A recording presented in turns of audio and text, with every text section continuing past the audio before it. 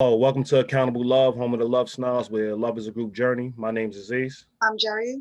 and today we'll be talking about how accountable love relationships involve leaning in. Love snobs, love snobs, love snobs.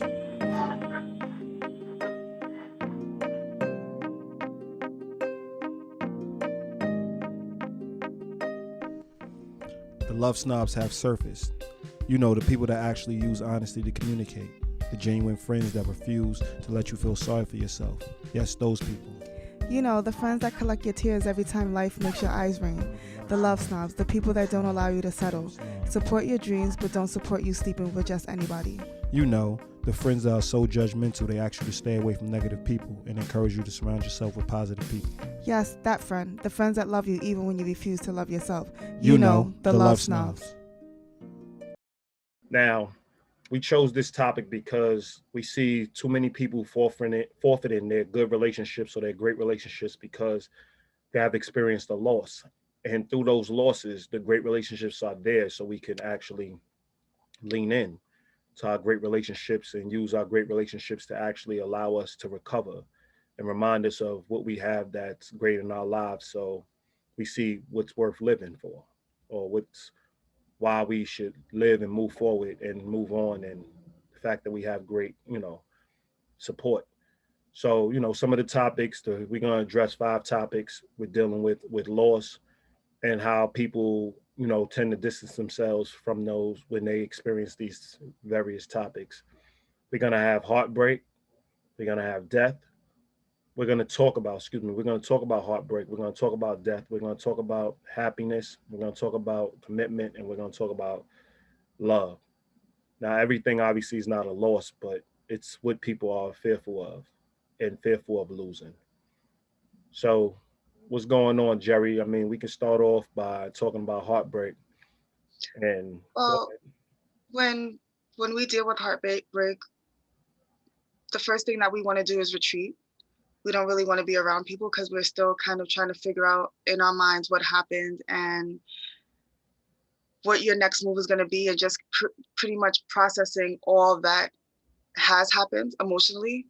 A lot of times people want to do that on their own, but based on my own experience as well, like anytime that I've dealt with heartbreak on my own versus heartbreak with other people, I yield different results and I get to a different place.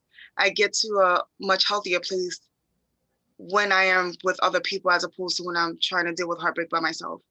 Because when you're dealing with heartbreak, you internalize things. If you're an accountable person, you're thinking about all the areas that you were wrong in, and the part that you played in the breakup.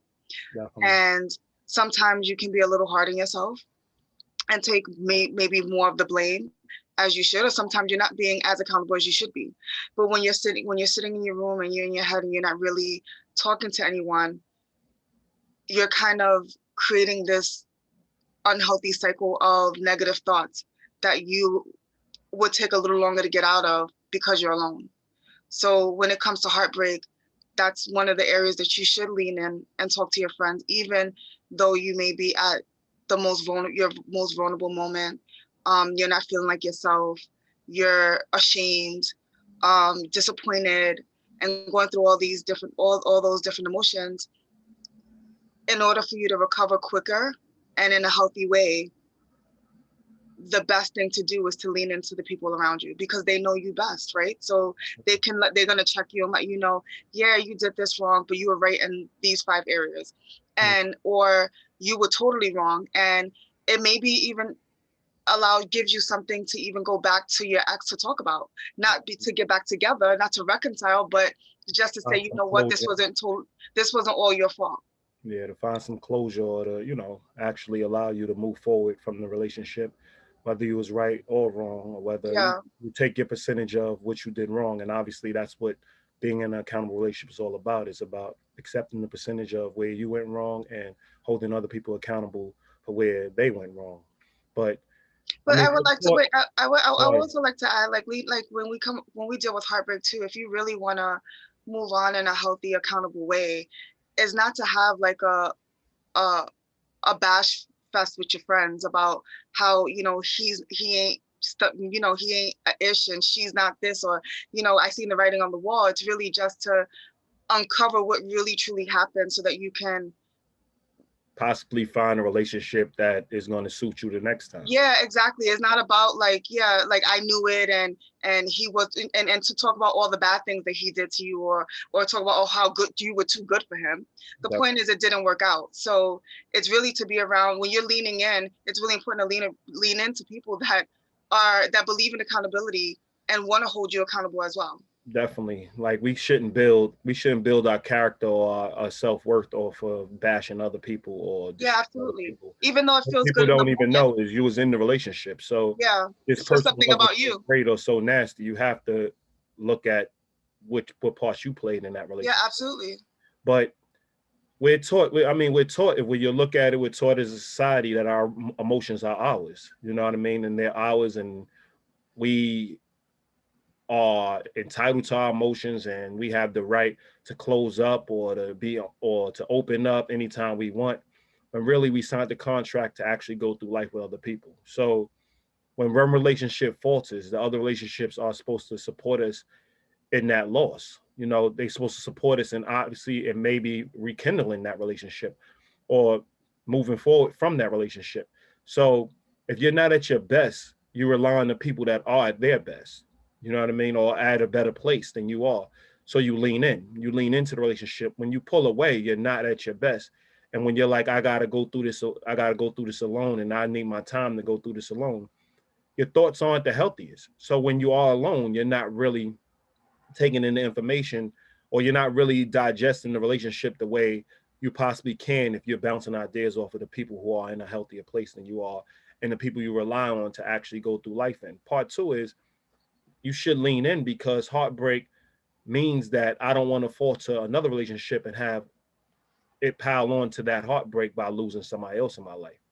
So the whole point and the whole process of leaning in and having the idea of leaning in, or having a mentality to lean in when you are in a heartbreak or you lose somebody, it is about, actually nurturing the relationships you have still present, to make sure that you don't lose something extra. You actually gain a strong connection, because if you lost a person, that means you gain time and you gain more energy to actually move forward and actually build on the relationships you actually have, so you can dedicate more time and more and be more present in those relationships and utilize that time with the understanding that you're still trying to fill that role. So if there's a partner, you're still trying to, obviously get a partner. That's the destination. So when you are going, like what you said, when you are having these discussions, the destination should always be to be in the healthiest place, so you can actually find another partner or another spouse to actually start a life with. And in order to do that, you need other people. Sometimes the version of ourselves is skewed. Definitely. Like we think that we are this with this person, a person, and that sometimes is not the reality. And you need other people around to bring that to your attention, because we may think that I was like the best girlfriend ever, and they're like, well, you didn't really spend time with him. You know what I mean? Definitely. But in my mind, I'm thinking that I was checking all the boxes, and in hindsight, I really wasn't. You know what I mean? So it's really important to bounce those ideas off each other. Remember, I think like 2 years ago when we were on the radio show and we talked about, the conversation was about relationships, obviously. Mm-hmm. And we talked about, everyone shouldn't be in your business. Like, your relationship is your relationship, and you don't have to answer to anybody, basically. Definitely. But, we truly believe that love is a group journey. So everyone is involved in your relationship. They're there to support you. Huh?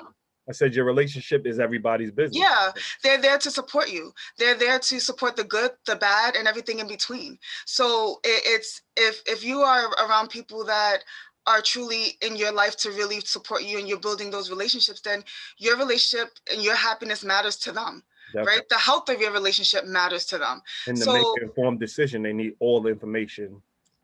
Exactly. To make that informed decision, they need every piece of information possible to make that judgment call to support you in your relationship. Exactly. And if it ends in a heartbreak. Definitely. They're not able to advise you if they don't really know the other person involved. Or they don't even know what went on in the relationship. Mm-hmm. And you kept all your relationships separate. Yeah. So that's why we always talk about, that's definitely why we always talk about combining your relationships, making sure that all your relationships are in sync, because it's important to have like-minded people around you, because for the for the times you have to lean in and pull from that support when you are going through a That could heartbreak, truly or when you're support going you. through a hard time, or because heartbreak don't always mean that you actually eliminate the relationship. It could just mean that you're in a rough patch in the relationship, or you don't know how to restart the relationship. It's in a bad place and it's spiraling and going in the wrong direction, and you need that support to remind you of where you need to be, and and process the information to say, okay, let's get back to where we need to go. Let's have this discussion. Maybe some of your friends could come over and sit down with you and your partner, and y'all could have somebody who mediates and gives y'all greater understanding. Now, obviously, we're love snobs. We are relationship builders. So we basically work through this situation, or work through issues with couples, and work through issues with friends, and work with it through issues with individuals. But at the end of the day, you should have a support system. Our aim is to gain and to grow your support system and build your support system, so you can actually gain that strength from that structure, or gain that strength from those people. And through heartbreak, which is it's really hard, because you're not in your greatest element and you're not at your best. So to actually say, I need help, I need assistance, it's hard for so many people. And there are those people that always need help and always need assistance, because they're not proactive and they're not putting themselves in the best position to succeed. So you don't want to be the person draining your relationship because you're always in turmoil, and you don't want to be the person that's faking like you're the strongest human being in the room when you're not. You want to be able to be vulnerable when it's time to be vulnerable, when you're not at your best. So overall, you should be leaning in. You should definitely be leaning in and keeping your friends close, and keeping your spouse abreast on what's going on with your friendships and things of that nature. Like, it should be one fluid motion. We should be able to talk about our relationships overall. You know Yeah, what I mean? absolutely. And brings us to the next segment is leaning in after death. Yeah. When death is so unpredictable. So Like, fine. yeah, and it's final, and you don't know when it's going to occur, who it's going to be, when it's going to happen, how it's going to happen. Like, it's one of the things that we cannot control. Definitely. But the one thing we can control is how we deal with it. Definitely. And most people, again, with heartbreak, when people deal with death, they, because they're in it in the moment, they believe that the people around them don't understand what they're dealing with, Definitely. especially depending on who died. Mm-hmm. So if it's a child,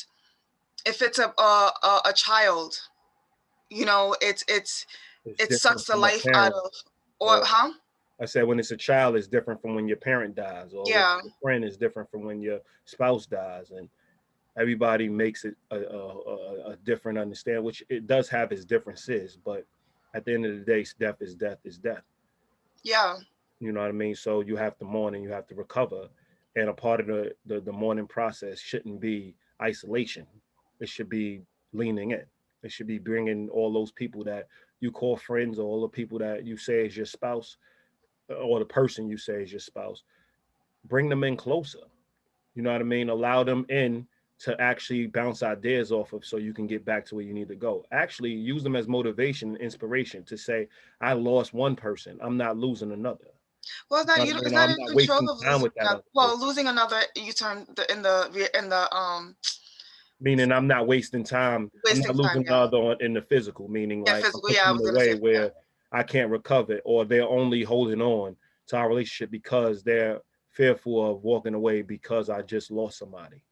We should never be in that place where somebody's just feeling obligated to be in our lives.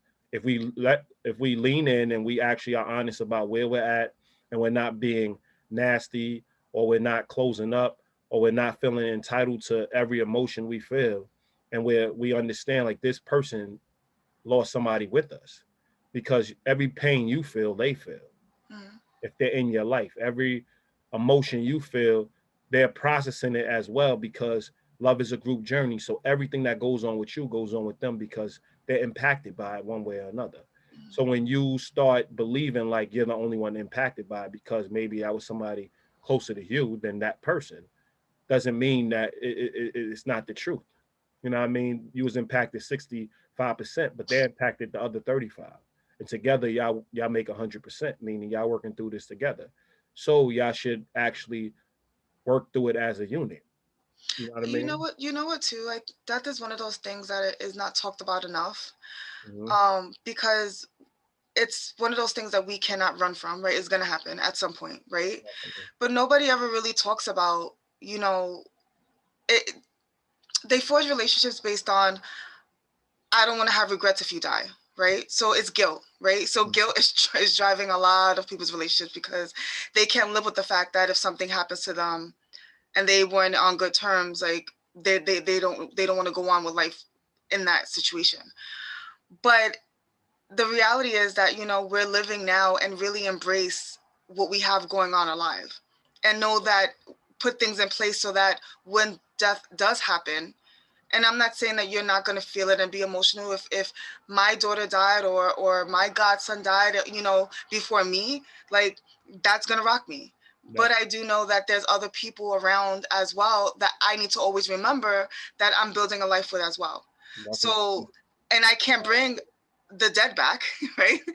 So I have to continue to live for the people that died, you know what I mean? And really understand that it's death is final, so I can't reverse it, but I can decide how I want to live my life. And am I going to die in spirit too with you? Or am I going to continue to live? Because it's really, you're not, like, when we talk about in relationships, the number one tool is empathy. You're not really realizing, like, this person doesn't even have a life. Like, if you really looked at the other person's perspective, though they're dead, they don't have the life to live. You do. Yeah. So the longer you take from your life and the longer you're in a rut, is the less it's a smack in the face to them for not having the breaths left to actually live their lives. So the whole point is not to force the recovery, not to fake the recovery, but start the recovery process as soon as possible so you can actually enjoy the life you have until it's your time. You know what I mean? Until it's your time to actually experience that, because there's so many facets of life that you still have to hold on to. And sometimes death is a reminder, like we take certain things for granted. And yeah, you shouldn't feel the guilt, but you should have that in the forefront of your mind. Like, these people are in my life and I'm not going to take them for granted. So if you do have a death, you know, you gave your all to that person, and you're not left with regret and left with the idea that I could have gave more. You understood that you gave as much as you can give. And, you know, regardless of what you believe, God, or, you know, you believe they're just worm food, whatever it is, you know that you spent those moments with that person and you can cherish the moments for the rest of your life. And they was just called for a high purpose. And it's okay to talk about it. It's okay to reminisce. It's okay to play their favorite music, eat their favorite foods, like do all those things. Like those things are healthy. It's commendable. Like you see, especially with what just happened around the world, like so many people passed away, right? And everyone had to deal with death to some capacity.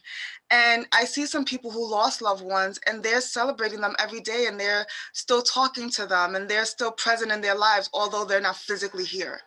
And they're leaning in, and that's how they're coping, and that's how they're still grieving and dealing with the loss. And, you know, that's healthy. That's the best way to deal with it, because you can't erase the fact that this person existed, and you can't erase the fact that this person left this void in your life that would never be there again. Like that, there's a piece there's a piece that they feel that they're never going to fill in that way again. Definitely. But it's okay to lean in. It's okay to talk about it. It's okay that, you know, you want to still celebrate them. Those things are okay, because it's not okay not to talk about it. It's not okay not to bring them up. It's not okay not to say their name. It's not okay. You know, those things are not okay. Yeah, definitely. Accountable relationships involve leaning in. Like, that's automatic. And you made a great point that a lot of people don't emphasize enough. Everybody always talks about people mourn and grieve different. There's a healthy way to mourn and grieve. And it's not always in a negative, dark way. How could you support people if you're always looking at how there's a difference? There's a healthy way to actually grieve and go through the grieving process. And we're talking about one of the healthiest ways: communicate, lean in, embrace your support, and keep your support abreast on what's going on with your mind, your heart, your body, your soul. Make sure you're very present in the moments that you need to be present in. And don't make it about the death as much as the celebration of their life. Yeah. By living your life and celebrating your life. So there is a healthy way that when you look at another person and you're like, wow, they're actually strong. When you're saying that they're strong, when you're saying they're strong by the way they're processing the information and by the way they're still living, that's what you aspire to. You know what I mean? So you do know there's a healthier way to mourn. So we got to stop just using lazy words like difference and people are just human, and we got to People stop using understand. and start having the discussions. Those people really don't care about you. They're politicians. They really don't want to deal with the emotions and the backlash that comes with trying to help you cope cope in a more emotional, healthy way. Because you're going to get cursed out a few times by trying to explain to a person that they need to cope a little healthier. They're going to a dark place. They're going into depression. You don't just let them go into depression to say they need time. Mm-hmm. You know, you it's the time to be that nagging friend, I guess, and stepping up and pulling them closer, letting them know you have to lean in. This is not an option. This is something that you need to do to maintain your health and maintain your peace of mind and maintain your emotional well-being. And maintain the rest of your relationships, Definitely. because you can't throw the rest of your relationships away because somebody died. That's crazy. Like, that's your support, so if you're not leaning in and you're pushing people away, in the long run, like, you're not being the most accountable within the relationship, and it's not healthy. Definitely. So you go into any relationship knowing that death is a possibility and death is possible. Yes. So live your life. Make sure you give them everything you can. And in death, make sure you don't lose another relationship due to losing a person in your life. Don't make sure you lose another person physically in your life. Lean in, Well, embrace the relationships you have, and make sure that you have happiness, which is obviously our next topic. We're going to discuss happiness. People are fearful. People are building too many relationships off of struggle and not enough relationships off of how could I make this person happy? How could I give this person the best life possible? When you think like that, lean in 100% into that. That's a destination. That should be your daily destination. So the two topics we talked about prior, heartbreak and death. Think about it. When you're going through that, what's going to help you get out of those ruts, and what's going to help you get out of that those losses and overcome those losses?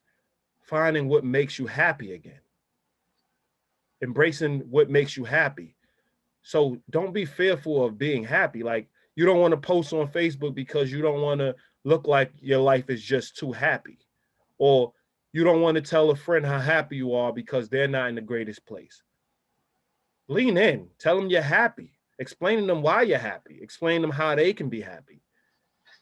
Don't run from the idea of happiness. Don't run from the emotion of feeling happy. Like, everybody talks about balance. I don't want to balance. I want to be happy most times. I want to always be happy. And that's the aim, to have a happy life, to have a fulfilling life, to have a fruitful life. the thing about happiness too is most people are not comfortable outright being happy, especially if they're around people that are not. Definitely. And what you realize is that you set the bar, right? Like, you are the example where everyone else should be. So it's okay, right? If you don't put it out there that this is what life could be, then how would the people around you know that they can actually get there? Definitely. Right? So it's, we're conditioned to believe that we shouldn't brag, and we shouldn't boast, and we shouldn't talk about our accomplishments, because there may be someone else who didn't quite get there, right? But you're right, there may be someone else who didn't quite get there, but by me being the example, then they know that they can get there. And I think that everyone gets so caught up in catering to the emotion of things and how someone's feeling, that they kind of muffle the joy and not really putting things out there. Like, again, I'm going to say it again, like, we are currently in a pandemic, and people are posting all sorts of things on social media, and some people believe that if you're having too much of a good time, then you should realize that there's people out here that lost their jobs, and there's people out here who's on unemployment, and they're struggling, and they're doing this and that and third. But you're right, there are people that are unemployed, and there are people that are struggling then more than someone else. But that doesn't take away from the fact that I'm doing okay and I'm happy and I didn't have a bad year. You know, just And you can because, be their inspiration. You can be yeah. their source of inspiration. Why And would good you and bad say is, I'm in a hole, so everybody else needs to come down in the hole with me? No, they throw you a rope and they're telling you it's okay, like to actually find joy within this pandemic. It's actually okay to find joy within possibly losing a bunch of people in the pandemic and losing a bunch of people to the COVID virus. well, So it's a mentality, you know, it's a mentality. It's what it's, you know, we had to, coronavirus, excuse me. how, Go say ahead. that again. Coronavirus, excuse me. What Coronavirus. did you say? The COVID virus, I mean. Oh, it's a mentality. It's, you know, the world forced us to slow down, and some people embraced it and took it, you know. They already had the life they was living, so Yeah, nothing and then really some changed. people were really struggling with it. And again, struggling for different reasons. People were dying around us. There was so much uncertainty. I get it. Like there was a lot going on. Like we didn't know if we were gonna have a job or this or that and the third. But you know, I realized that I was the most content in the pandemic when I was furloughed. You know what I mean? Like I didn't really need anything. And I'm lucky that I didn't need anything, but I built a support where I didn't have to need anything. Okay. And you know, things are better in groups. So when you have a group of people around and you guys are working together, it eliminates a lot of the stress. So because of that, it was, yes, I didn't know if I was going to go back to a job. I didn't know what was happening, but I did know that I had shelter, I had food, and I had people around me, and everyone was safe, and everyone was healthy. And at that point, what more do you need? The fact that we got out of the height of the pandemic and didn't lose anyone really close to us was a blessing. You Definitely. know what I mean? And that Well, makes it a good year in itself.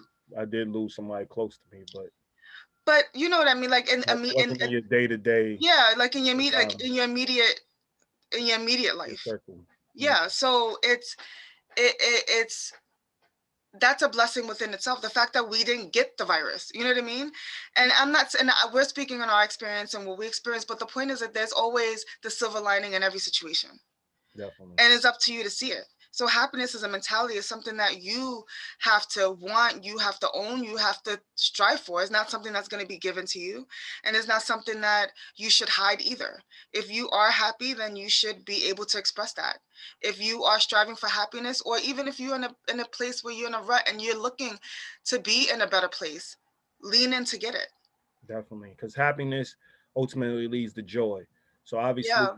joy is the destination. Joy is where you want to be because joy is the mentality. It's saying anything that I encounter, I always can find joy within the fog. You know, I always can find joy. Happiness is what leads you to the joy. It's the emotion that tells you, yes, I'm in a joyful place. I need to keep building on this. So all the things you say, it is true. It's like I'm not wasting a moment of life, even though I may be mourning, even though I'm watching family members mourn because they lost, very important pieces in their lives. So that's what I meant by like I lost people too because love is a group journey, and I watch, my brothers actually lose their father and Mhm. go through that loss, and it was hard for them, but at the same time, I had to be the encouragement. I had to explain to them like you still have life. Don't guilt yourself into losing the hours and the seconds and the moments you have with the people that's in your life and the people that's moving forward. So it's all about, I never lost focus of explaining to them like, what about the joy in your life? Remember the joyful times, remember the joyful moments, remember that you still have joyful moments to actually give back to this world. You have joyful moments to actually spend with the people that you care about. And a lot of people look at that as being insensitive and a person that's not really taking in their emotions. But I'm not going to help keep digging the hole. Like that's not my job in anybody's life to help to actually have a shovel and let's keep digging the hole so they can curl up. My thing is always how can we climb out this hole? And joy is the GPS. Mhm. You know what I mean? And I'm always going to keep that in mind, regardless of because I may need somebody to be quote unquote that same insensitive when it comes to me losing somebody, a family. I mean, I lost my father early in life, but if I lose my mother or something, that's going to be a hard hit. If I lose any of my kids, it's going to be a hard hit. If I lose if I lose Jasmine, that's going to be a hard hit. And I understand that.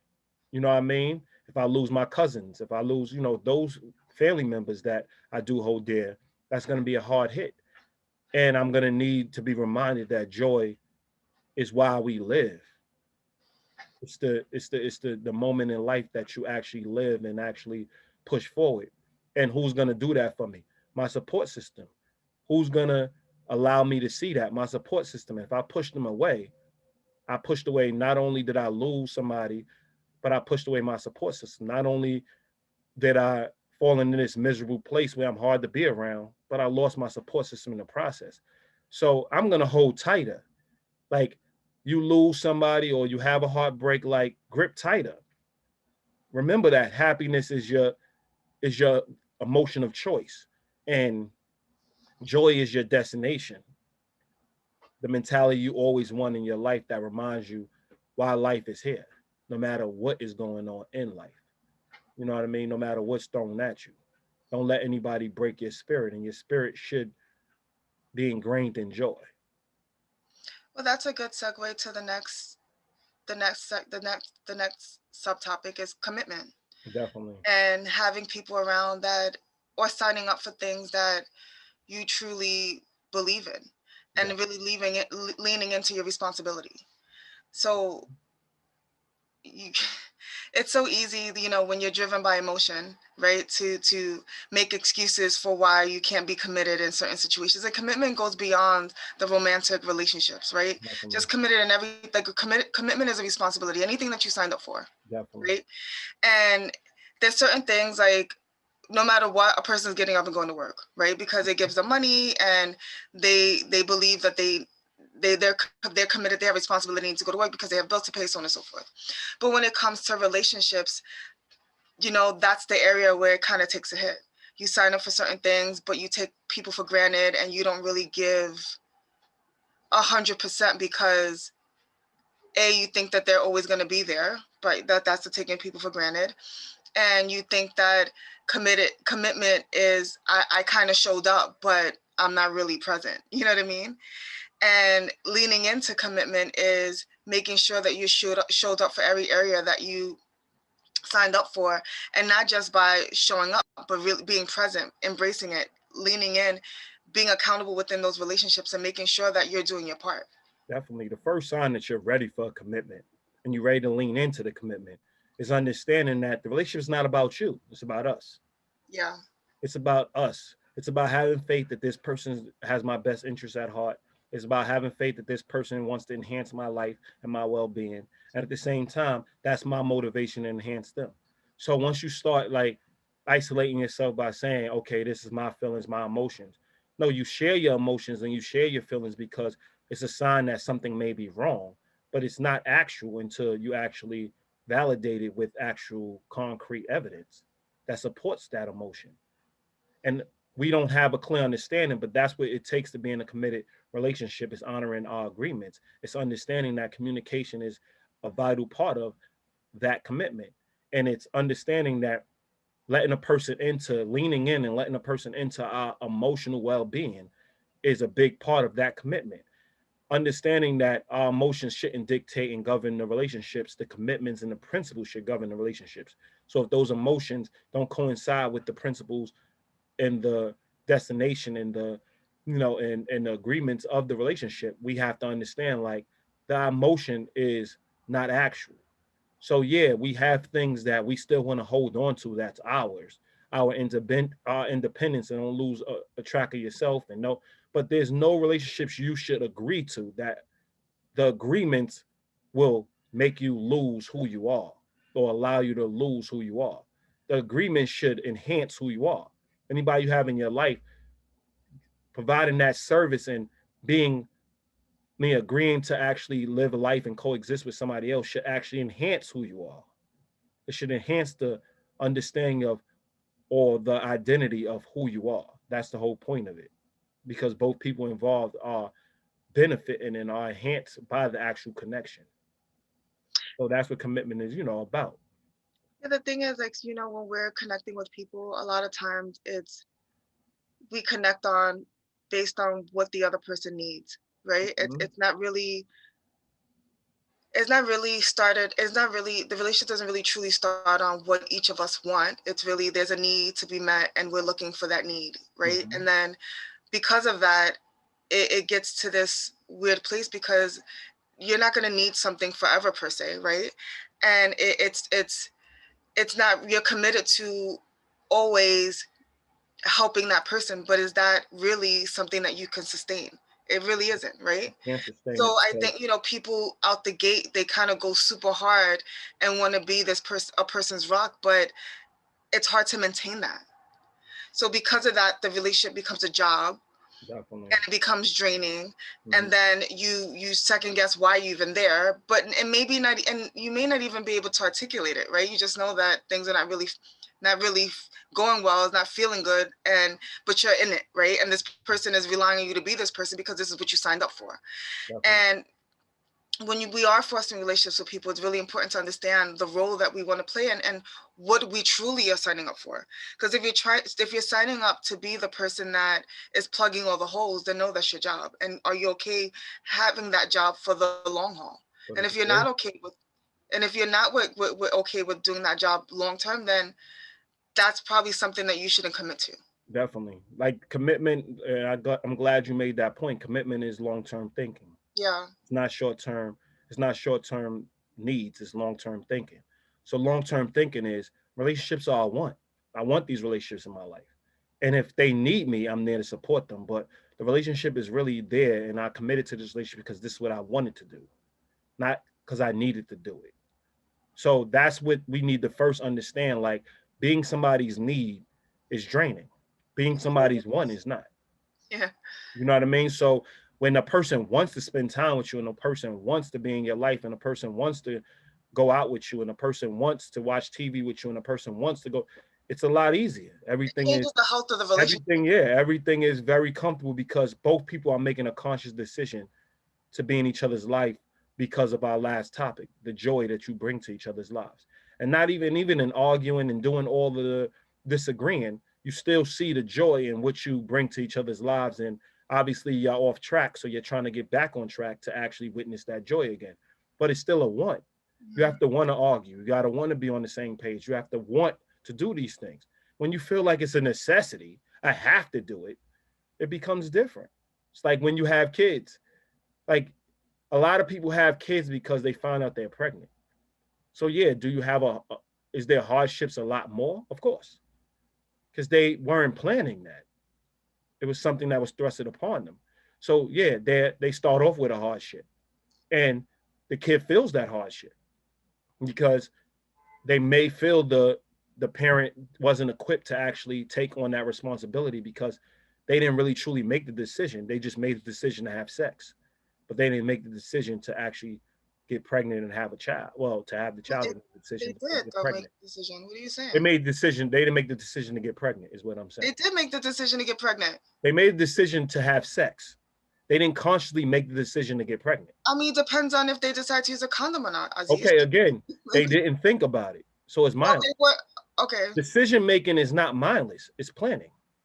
If you're making a conscious decision, it's a conscious. But it's like It's talking about the outcome of what could happen in a relationship. It's like I say, I don't want no more kids. I don't want any more kids, but yet I'm having unprotected sex. But that means you still don't want any more kids. You don't want any more kids. You're just trying to have sex. But I'm not putting myself in the best position to get to my goal, which is that's what you're saying. You're not putting yourself in the best position to get to that goal. But at the same time, you're not choosing to get pregnant. You're not making a conscious decision like I'm laying down. It is a conscious decision. If I say I don't want any more kids and I don't use a condom, then what do you like? The chance of me getting pregnant is high. You're talking about the likelihood. I'm talking about making conscious decisions. Making conscious decisions are things that are conscious. I'm going into this relationship and having sex knowing that I can possibly get pregnant. Not I'm being reckless and I can possibly get pregnant. You're talking about I'm being reckless and I can possibly get pregnant. But all I want is sex. I'm not thinking about the repercussions of having sex. So that's what you're talking about. I'm talking about making a conscious decision, meaning we're planning to have children. We're more likely to want the child. So we're more likely to make decisions that's I would based say on this. I would a say healthy it's decision responsibility to have versus the being child. irresponsible. The responsibility would be planning your pregnancy. The irresponsible Definitely. thing would be, I don't want to get pregnant, but I'm not going to do anything to prevent that. It is irresponsible, but you're not making a conscious decision to have a child. You're having a child necessity now because you don't want to get an abortion or you don't want to kill a child. So now you have to deal with humanity, like things that deal with your humanity. But you didn't choose it, You even did though choose it, though. you unconsciously chose it. So you're telling me when you're unconsciously, like you walk outside, you think you're running to the store, you consciously thought that if I can get locked out my house or I can get locked out the building and I might be cold. You're not consciously making that decision. You just think you're going to the store and coming back. Can it happen? Yes. Can you get locked out? Yes. Is it the likelihood might not be as likely. So that's what I'm saying. You're not making a conscious decision to go outside knowing that you may get locked out. They're not making a conscious decision having sex knowing they may get pregnant. All they're doing is maybe they went out that day and drank, or maybe they went out that day, and maybe they just really attracted to a person, so they're going off of their hormones. Whatever went on, that's what's happening. That's not conscious. So you're talking about the unconscious versus the conscious. I'm talking about making conscious decisions. I'm talking about making choices. Choices, you're making choices, but we're talking about making conscious decisions. So there's a whole different understanding. You're talking about making choices. I'm talking about making conscious decisions. Wants are conscious decisions. Necessity is, oh, now I'm pregnant, I'm going to have my child. Out of necessity. That's a big difference. Yeah, you could have said in the long run, you've made that choice. So your parents are going to tell you you made that choice, but they didn't make that conscious choice. So I'm talking about making a conscious choice versus making an unconscious choice and having an unconscious consequence happen due to your choices. So you're just talking about taking responsibility for your actions, which is all about what accountable relationships are about. I'm talking about, I'm not giving them a pass. What I'm saying is you're going to have a hardship because you didn't necessarily think about the fact that you wanted this child. You just thought about sex. So you make a conscious decision versus making a conscious decision. It's a want. So you embrace parenthood different. I mean, that concept? I agree with, I could understand that the hardship part of it and all of that. But that's all I was talking about. I still disagree with you. That's what I was talking about. But what are you disagreeing with? I disagree that it's. I mean, maybe we could look up conscious versus unconscious, but no, I know what conscious and unconscious is. You don't have to look it up. Consciously, unconsciously, you're. I wouldn't even say unconscious versus it's thinking long term versus short term. That's unconscious versus conscious. That covers everything. Yeah, that covers everything. Unconscious versus conscious. If you're drinking and you sleep with somebody and wind up pregnant, you wasn't conscious of the fact that you can possibly get pregnant. You just had sex. You weren't conscious because you weren't. You're talking about taking responsibility for your actions. You're talking about taking responsibility for your actions, which is a whole different component of what I'm talking about. I know that every time I have unprotected sex, there's risk there. Okay, you're conscious of the risk. And you're telling me that most people are? No. We're talking about the people that ended up pregnant and like, I'm pregnant, they didn't really plan. If you go in and saying, I'm now taking responsibility and I'm like, if I do have unprotected sex, I can possibly have a child.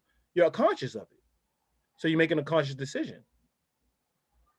Versus a person that's not making a conscious decision. They still made a choice and not allowing the fact that you can get pregnant to be in their conscious mind is being mindless.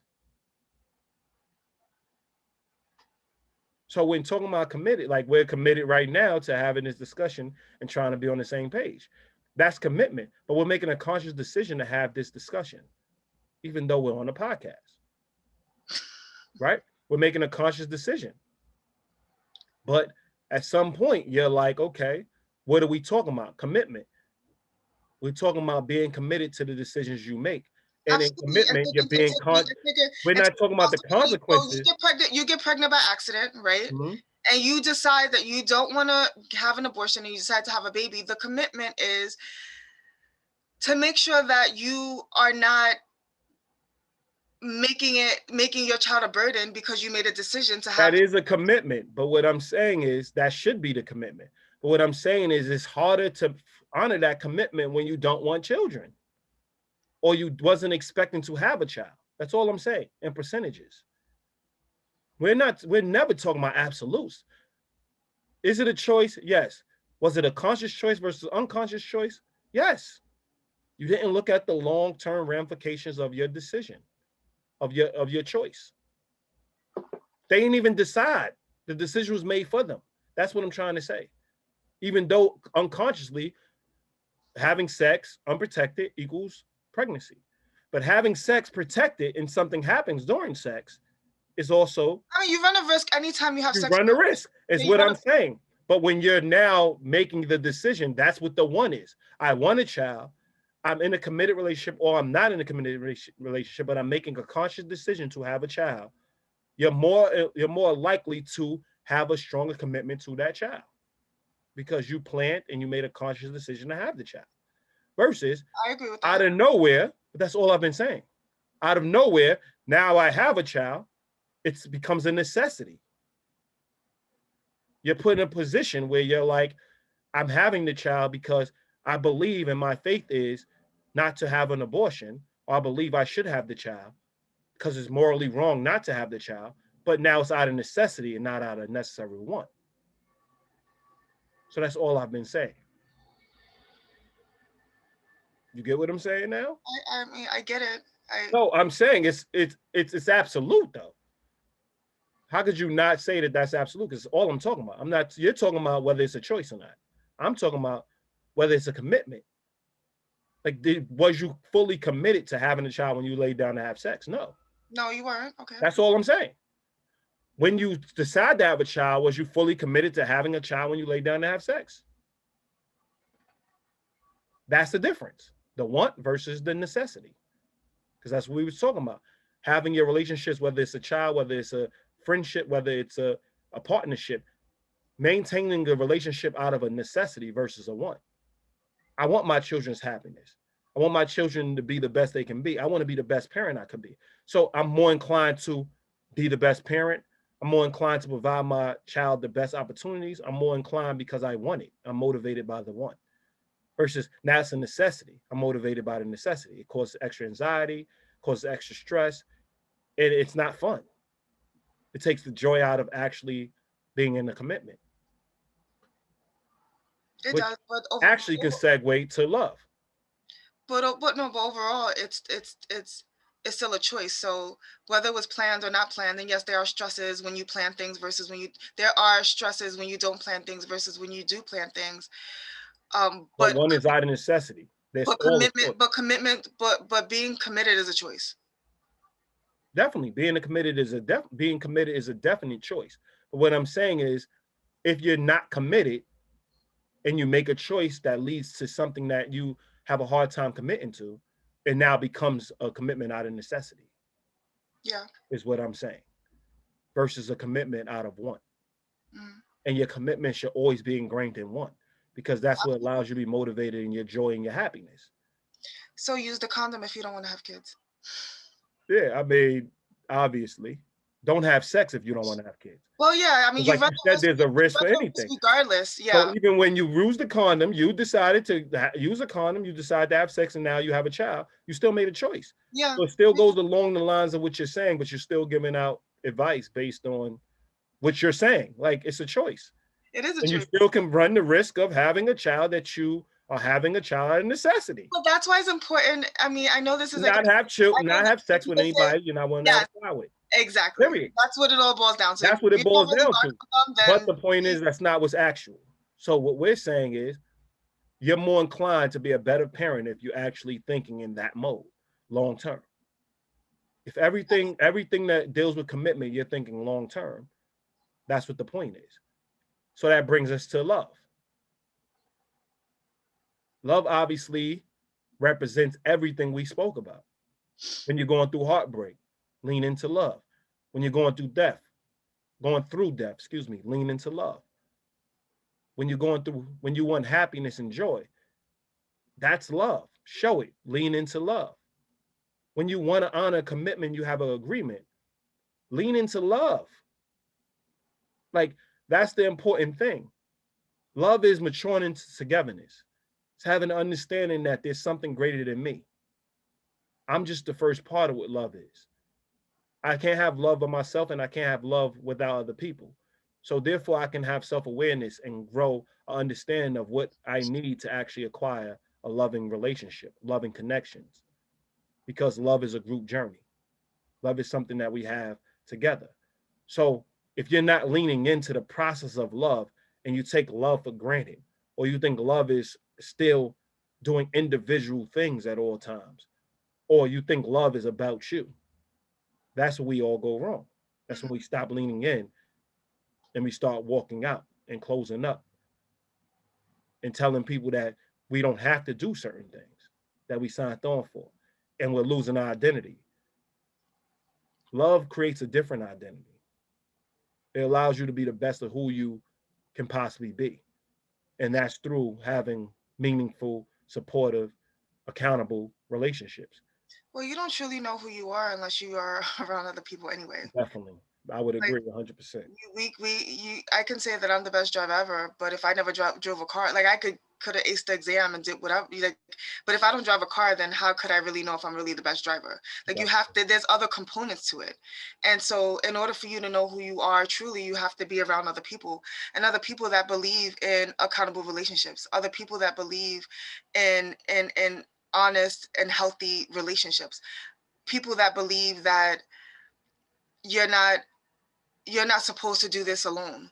They don't want to do it alone. Definitely. And holding you to that. So yeah, we see it all the time, like, take care of yourself, and it's me, myself, and I, and you know yourself better than no one knows you better than you know yourself, and all these things. But if you keep everything in your head, then obviously nobody is going to know you.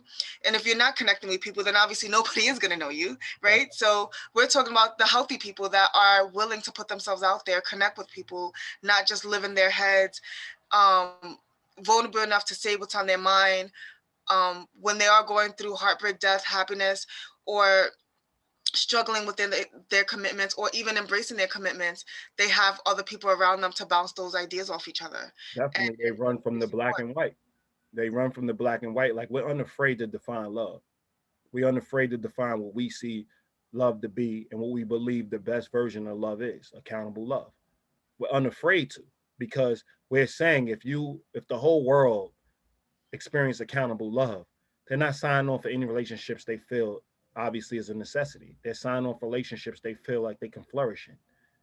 And they don't have to do. And our mental health gets better, our stress is better. You know what I mean? Our stress is improved, things of that nature. We are better people for it. It's a better Better existence. together.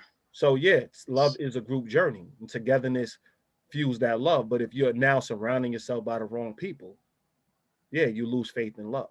You lose faith in connection. You start believing self-help is the way to go, and I just need to improve myself, and I just need to maintain myself. And we know a lot of people that are in their own bubble, and they're not mental health is predicated on how we interact with other people. Yeah. You know what I mean? If you're just sitting looking at a wall by yourself day in and day out, you're more inclined to go crazy than if you're actually spending time with other people and actually interacting with other people. The whole point is not to be in toxic relationships. The whole point is to be with people who are like-minded, so everything is flowing the way it needs to flow. Hmm. Not being with still being around people that still want to are searching for their identity when you found your identity and now you're ready to move to the next phase of love, Hmm. maturing into togetherness and seeing that things need to coexist and we need to work together and we need to be one unit. And love is all about finding ways to do that and problem solving and coming together and honoring our commitments and finding joy and happiness in life. And, you know, working through our deaths and, processing heartbreak and being able to process everything in a productive and healthy way.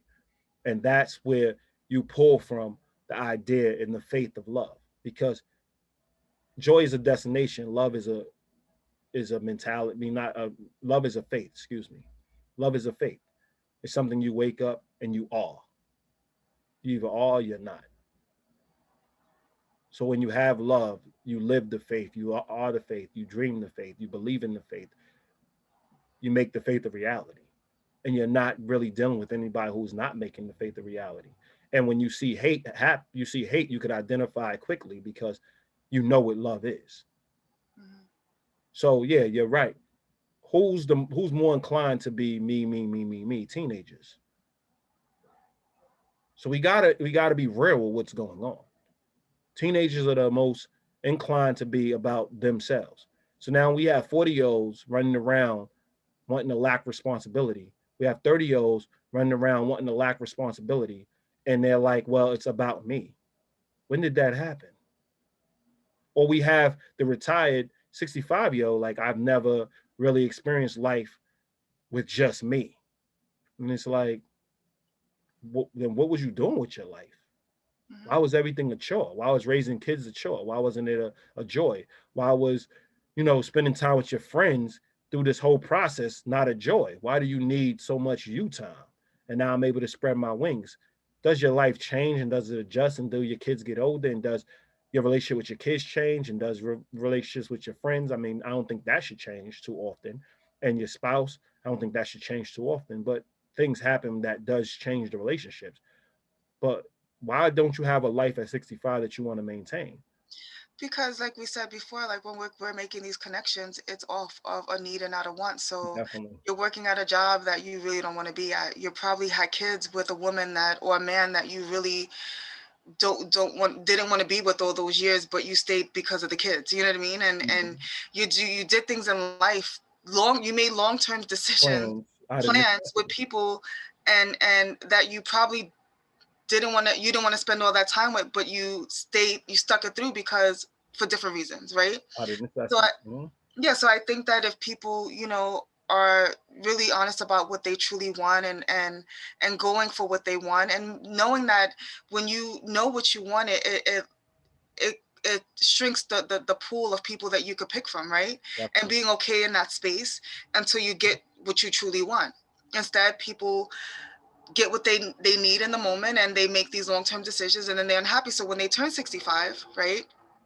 Kids are grown and doing their own thing and you guys are sleeping in separate rooms and just basically coexisting is not the most fulfilling connection because you guys never really wanted to be in the situation to begin with. It was more of a need instead of a want. Definitely. So it's as we realized, and I know like it's like as we realize, if we didn't realize it this year, life is short.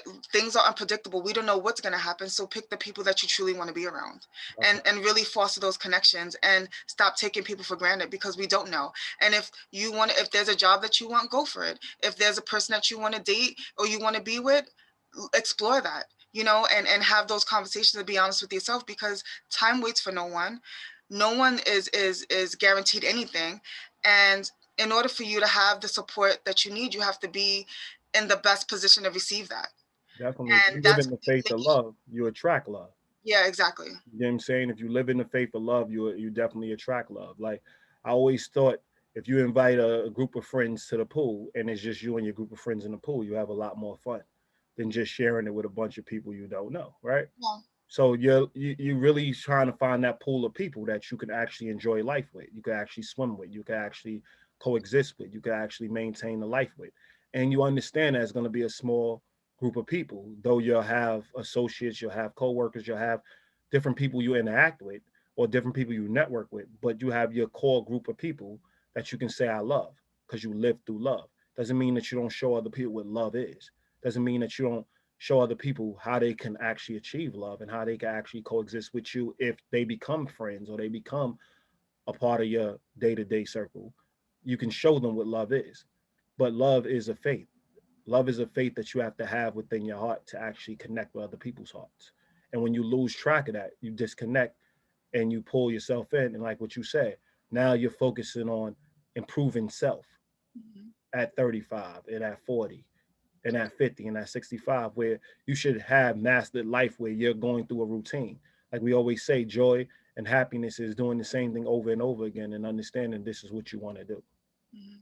You're living, you already found the life you want to live. Now you're just maintaining it. Mhm. And that's where all at.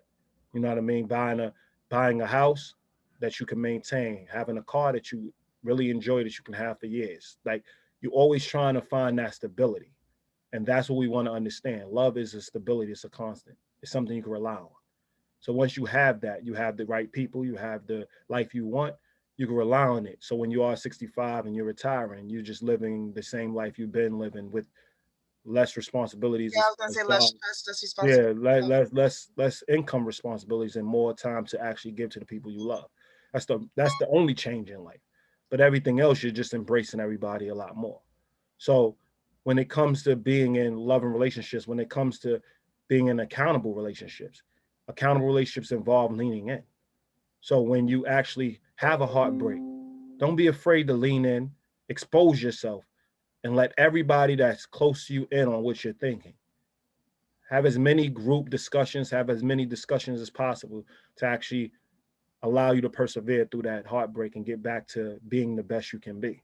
If you're going through death, no matter how final it is, don't believe people can't help you through it. What are they in your life for if you believe that they can't support you at your hardest times? The point is, allow them to support you at your hardest times. It's very important.